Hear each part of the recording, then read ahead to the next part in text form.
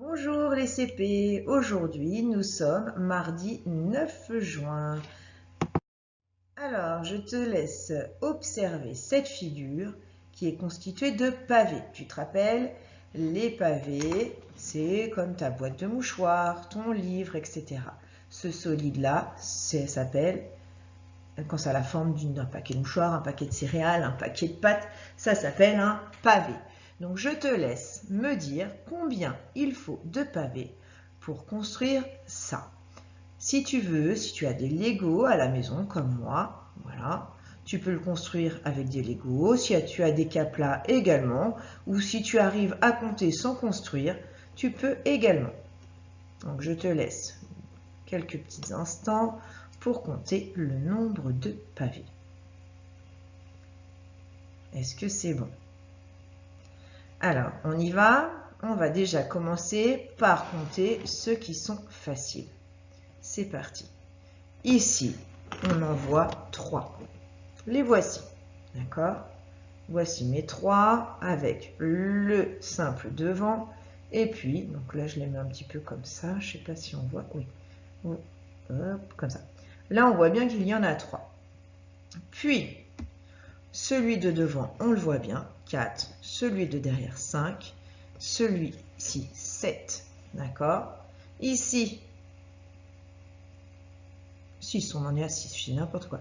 6, 7, 8. On en voit bien 8.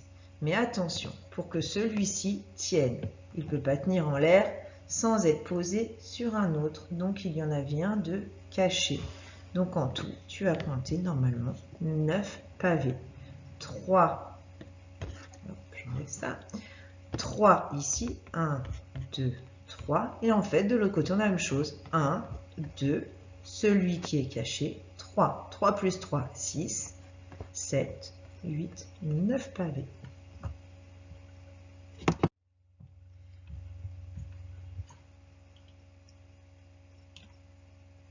Allez, un peu de calcul mental. Donc, comme tu aimes ça, je te propose de faire le chronomètre 9. Il est sur Benelux. Tu te fais chronométrer. Tu as 3 minutes pour le réaliser. Allez, on se retrouve juste après. Maintenant que tu as fini ton chronomètre, j'espère que ça s'est bien passé, que tu as eu de bons résultats. Si tu n'as personne pour le corriger, n'hésite pas à le prendre en photo et à me l'envoyer pour que je puisse te corriger. Maintenant, je te propose de jouer un jeu que tu connais déjà, la guerre du potager. Aujourd'hui, on va prendre la grille niveau 3, donc un petit peu plus dur. Regarde bien. Pourquoi il est plus dur? Parce qu'il y a plus de colonnes et plus de lignes, d'accord?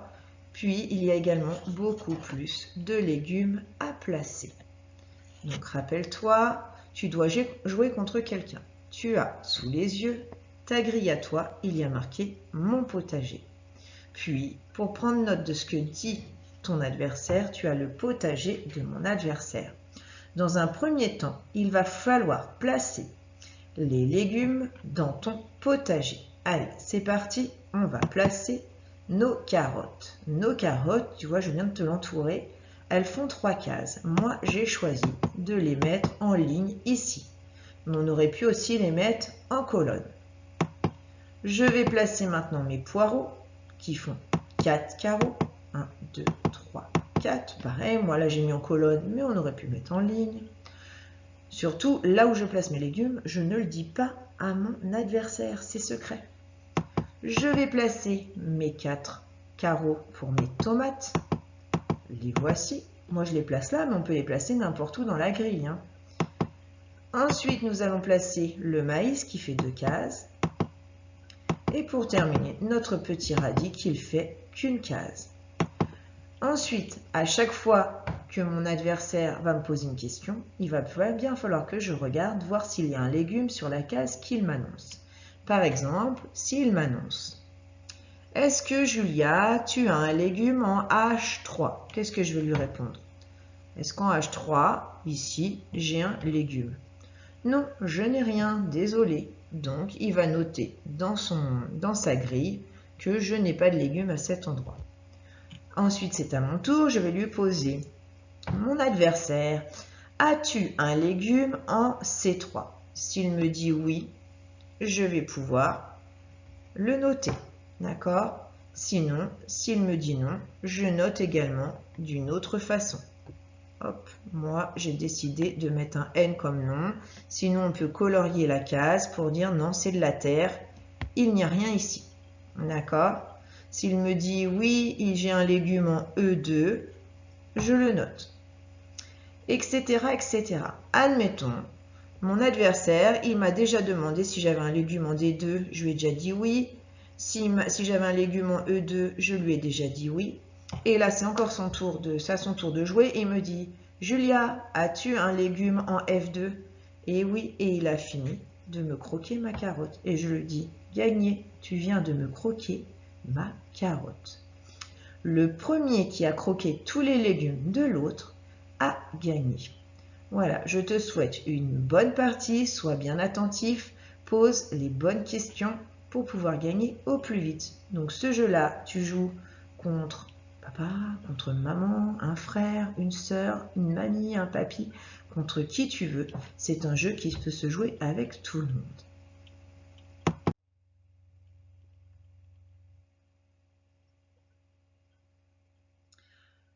Aujourd'hui, on va découvrir un autre fichier que tu as dans ton petit recueil de fichiers MHM, tu sais, dans tes petites fiches. Ce fichier s'appelle code décode, puisqu'il va y avoir deux parties.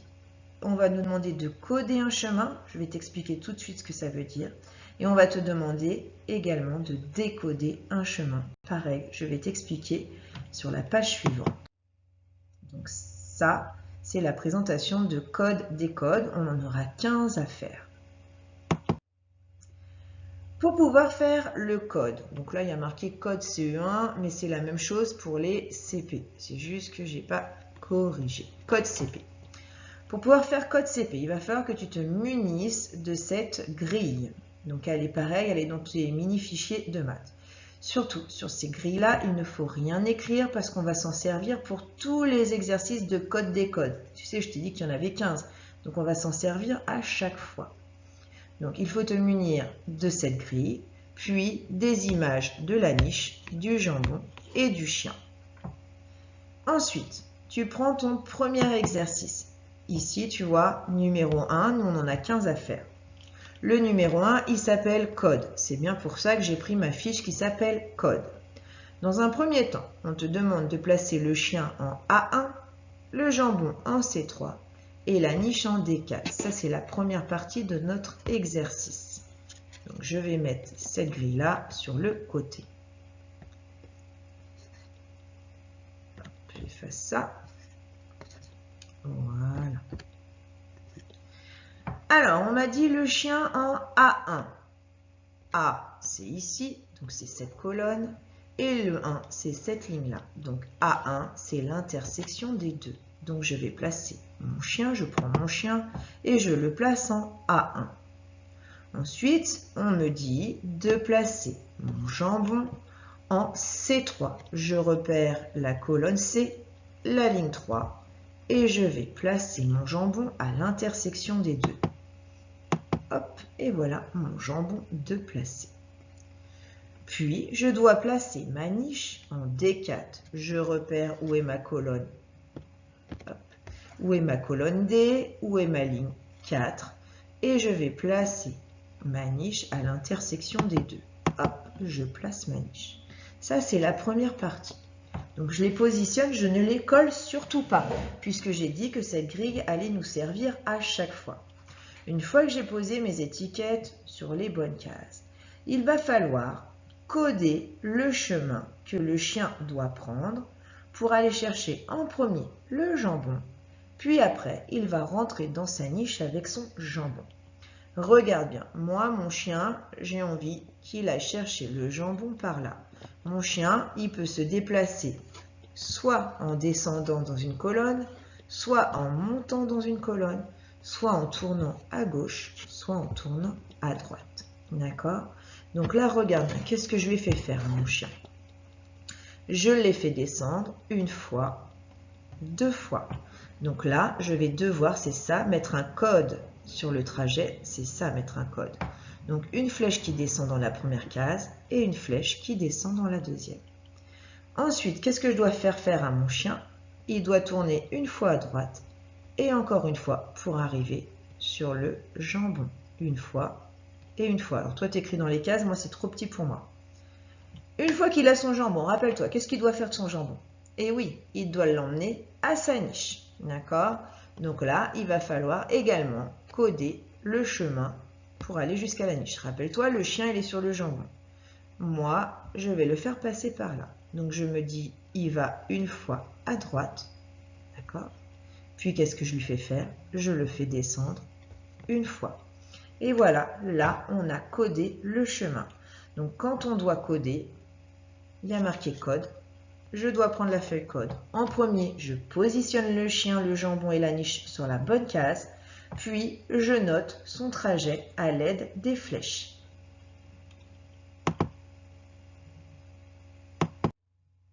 Alors, des fois, on ne me demande pas de coder le chemin, mais on me demande de décode. Pour décode, il va falloir que je prenne la grille où il y a écrit décode. Tu vois, c'est écrit là, décode. Pour décoder, je prends cette grille. Attention, je n'écris rien dessus parce que je vais en avoir besoin plusieurs fois pour d'autres exercices, pour d'autres jours. Puis, on me donne l'exercice suivant. Tu vois, donc décode, on le retrouve ici, c'est décode. Tout à l'heure, le 1, c'était marqué code, donc j'ai pris la grille où il y a marqué code. Là, il y a écrit décode, donc je prends la grille où il y a marqué décode. Je dois savoir si mon chien va arriver sur le jambon, l'écureuil ou l'os en respectant ce chemin. Donc je suis le chien. Qu'est-ce qu'il fait le chien en premier? Il va, regarde, une fois à droite. Donc je le déplace à droite. Puis il va encore à droite. Hop, je le déplace. Il continue d'aller à droite. Ok. Qu'est-ce qu'il fait mon chien? Il monte une fois. Hop. Et il monte une deuxième fois. Alors, il est arrivé sur quoi? J'entoure la bonne réponse. Il est arrivé sur le jambon. Alors, je te propose de refaire le 1 et le 2 tout seul, puis le 3 et le 4. Pense à m'envoyer une photo de ton travail pour que je puisse voir comment tu avances. Voilà, c'est tout pour aujourd'hui. Je te souhaite un bon travail et te dis à jeudi. Au revoir les CP.